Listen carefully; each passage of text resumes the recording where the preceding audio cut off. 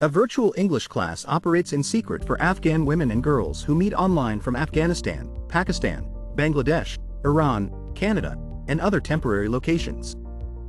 The group has a safe space to connect with the outside world after women were stripped of their rights and the Taliban closed schools, banning education for girls and women.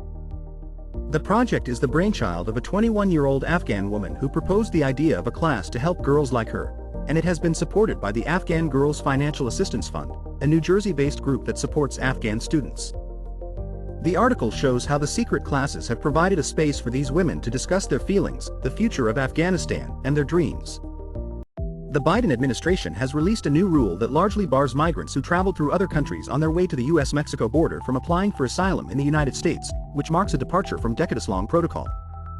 The proposed regulation would presume asylum ineligibility and encourage migrants to avail themselves of lawful, safe, and orderly pathways into the United States, or otherwise to seek asylum or other protection in countries through which they travel, thereby reducing reliance on human smuggling networks that exploit migrants for financial gain. The rule would generally apply to migrants who unlawfully cross the US-Mexico border but doesn't apply to unaccompanied migrant children. The proposed rule is the most restrictive of a patchwork of policies put in place by the Biden administration to try and manage the US-Mexico border and is reminiscent of a Trump-era policy, garnering wide condemnation from Democratic lawmakers and immigrant advocates. Administration officials rejected the comparison to the Trump administration, saying that it's not a categorical ban on asylum and emphasizing efforts to expand access to legal pathways to the U.S., including a recently launched parole program for certain nationalities. U.S. Secretary of State Antony Blinken has warned that U.S. intelligence suggests China is considering providing arms and ammunition to Russia, which could be a serious problem. Blinken said the U.S. has been worried for a long time that China would provide weapons to Russia, pointing to a partnership agreement between Chinese leader Xi Jinping and Russian President Vladimir Putin weeks before Russia sent troops to Ukraine in February 2022. While China has provided rhetorical and diplomatic support to Russia so far, Blinken said that the U.S. has information that suggests China is considering providing lethal support. U.S. officials have said this would be a red line for the U.S., with Senator Lindsey Graham calling on China to come down hard on any such plans. Florida Governor Ron DeSantis is making headlines again as he embarks on a pro-police tour to support law enforcement in blue cities. Although DeSantis has not officially announced his bid for the presidency in 2024, he is frequently floated as a top contender to face off against former President Trump in the Republican primary. In response to DeSantis' pro-police tour, Trump targeted the Florida governor, calling him a rhino and falsely accusing him of cutting Social Security and Medicare. Despite this, a Monmouth University poll suggests that DeSantis is gaining traction as the preferred leader of the Republican Party, slightly edging out Trump. While the two have had a one-sided feud since November, DeSantis remains focused on building his resume and eyeing more Republican-backed victories on issues like education, crime, and immigration. His new autobiography, The Courage to Be Free, Florida's Blueprint for America's Revival, is viewed by political pundits as another sign he is readying an announcement. Diablo IV, which may be a strong competitor in sales to Hogwarts Legacy, is coming soon. The game is scheduled for release on June 6, 2023, with closed and open betas available for players to experience the game beforehand. The closed beta requires pre-ordering the game, while the open beta is available to everyone without a code required. The beta will include the prologue and the whole of Act 1 of the game, with the first zone, Fractured Peaks, fully accessible. Blizzard has a lot riding on getting Diablo IV right and avoiding another botched launch, and while the game has already been delayed once, there is still a possibility of further delays. The Berlin Film Festival has focused on the war in Ukraine this week, with Ukrainian President Volodymyr Zelensky appearing to urge festival-goers not to remain silent about Russia's unprovoked war of aggression. While the global film community has rallied behind the Ukrainian war effort in a near-unanimous condemnation of the Kremlin's criminal attack, many U.S. and foreign companies quietly continue to do business with Putin's pariah state or have resumed deal-making that was put on pause when the war began. In fact, the Russian box office is off to its best start ever, with January going down as the exhibition industry's highest-grossing month of all time. More than 130 international titles are so far slated for release this year, including films distributed internationally by STX International and Lionsgate, which rank among the top 10 grossing films of 2023 in Russia. There are no laws prohibiting American companies from doing business with Russian entities not on the sanctions list, and many leading Russian distribution companies have set up shop elsewhere in Europe to sidestep a freeze on international payments from Russian banks when Meta, formerly known as Facebook, is launching a subscription service called Meta Verified that allows users to verify their Facebook or Instagram accounts for $11.99 per month on web and $14.99 per month on mobile, starting in Australia and New Zealand. The verification process requires users to submit a government ID that matches their name and photo on their social media profile. The service will provide users with a blue badge, increased visibility on the platform, extra impersonation protection, and direct access to customer support. Users who subscribe to the service will also receive exclusive stickers for stories and reels, as well as 100 free stars per month to tip creators on Facebook. The service is similar to Elon Musk's Twitter Blue but requires users to submit a government ID, unlike Twitter's previous version of verification. Netflix's crackdown on password sharing has raised concerns and confusion among its users. While the company had clarified earlier that it was only applicable to some test countries, including Chile, Costa Rica, and Peru, the crackdown has now expanded to Canada, New Zealand, Portugal, and Spain. Netflix's Help Center states that a Netflix account is meant to be shared in one household only. However, some users, including families with children away at university, have criticized the move, stating that it is discriminatory and unnecessary. They have threatened to cancel their subscriptions if additional fees are implemented. The crackdown may boost competitors like Amazon Prime Video and Disney+.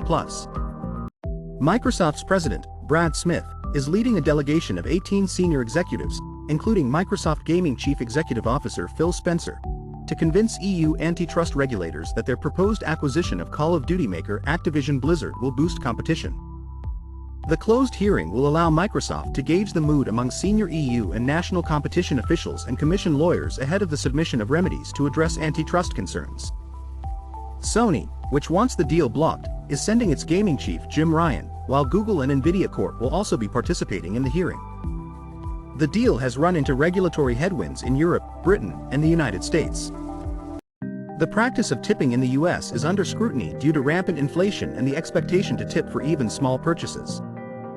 Many people feel that unspoken tipping codes need to change as it has gotten out of hand, and the recent rise of service iPads has fueled further discontent. These tech devices are now prevalent in major US cities and are used to pressure people into adding extra tips. DailyMail.com readers have voiced their objections to these screens, branding the tradition as ridiculous and misused for much too long. They feel that tipping iPads are inappropriate and intimidating, and some have even stopped going to places that use them. Additionally, people are unhappy about how tipping has now become a subsidy for low-paid workers and is seen as just another tax. The debate over tipping etiquette erupted this month after new guidelines were published by New York magazine The Cut, advising people to routinely tip 20% no matter what, leading to further controversy. President Joe Biden made a surprise visit to Ukraine to show the US's ongoing support ahead of the anniversary of Russia's invasion. Biden planned to meet with Ukrainian President Volodymyr Zelensky and other officials to discuss extended issues and announce the delivery of critical equipment, including artillery ammunition, anti-armor systems, and air surveillance radars. He emphasized the US's unwavering and unflagging commitment to Ukraine's democracy, sovereignty, and territorial integrity. The visit comes ahead of a planned meeting with NATO allies in Poland, where he is expected to appraise international support during the first year of the war and address how the US will continue to support Ukraine.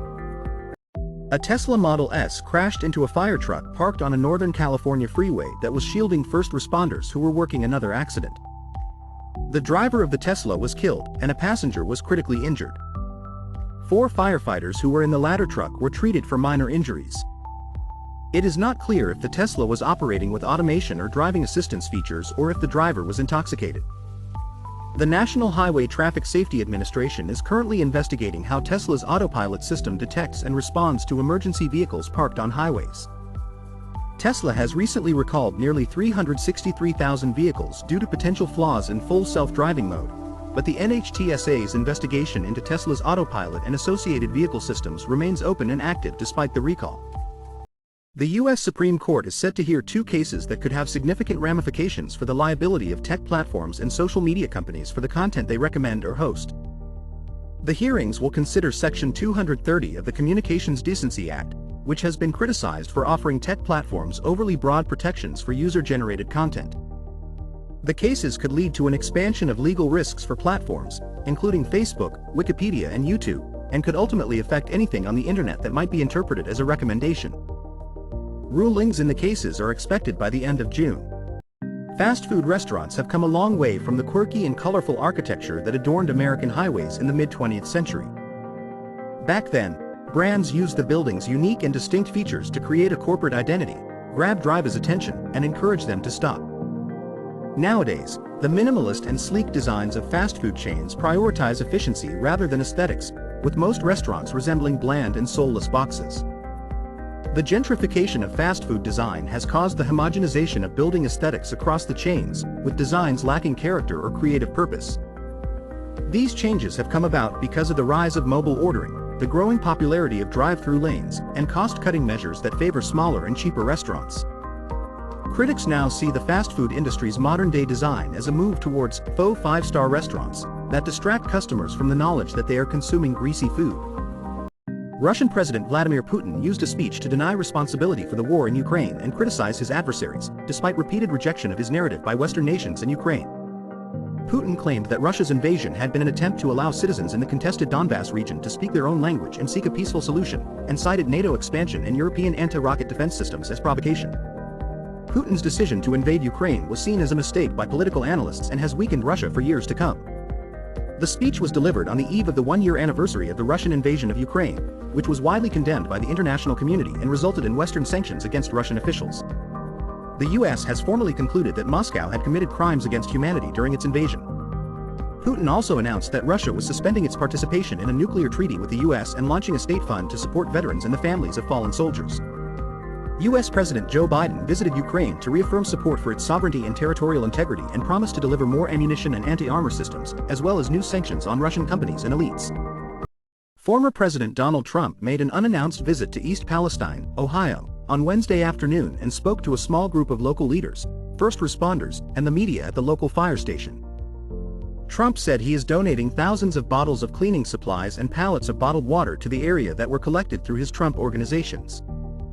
Several of Trump's supporters were in the area to greet him with cheers, and Trump criticized the Biden administration for not taking action at the federal level sooner.